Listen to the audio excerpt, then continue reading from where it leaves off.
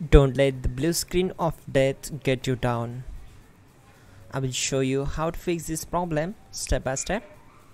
So let's begin. Now we need to click on advanced options, then click on troubleshoot. Now click on advanced options, and at the last we need to click on command prompt. Now type chkdsk space /f space /r space c colon and hit enter. Then we need to wait for some time to complete the process. Once done, move to the next step. Now type c colon and hit enter. Then type cd space c colon / and hit enter. Now execute this command. Type cd space windows and simply hit enter. Now type cd system32 and hit enter. Now type cd space config and simply press enter to execute this command. Now type md backup and simply hit enter.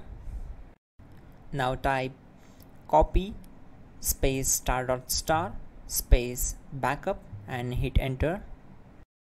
Now execute this command. Type md space backup1, then hit enter.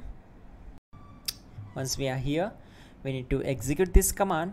Type copy space ** space backup1 and then press enter from your keyboard to execute this command. Type in cd space regback and hit enter to execute the command. Now type dir and hit enter. Type copy space ** space .. and hit enter. Then type all and simply hit enter to execute the command. Let's move to the next command.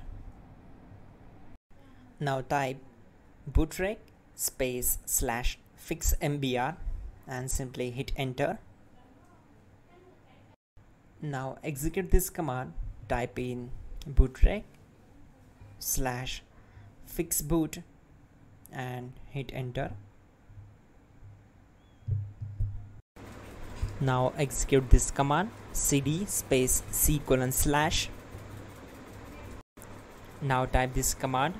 cd space windows /system32 /config /regback and simply hit enter to execute the command. Now execute this command. Type bcd edit space /export space c colon /bcd backup and simply hit enter to execute this command.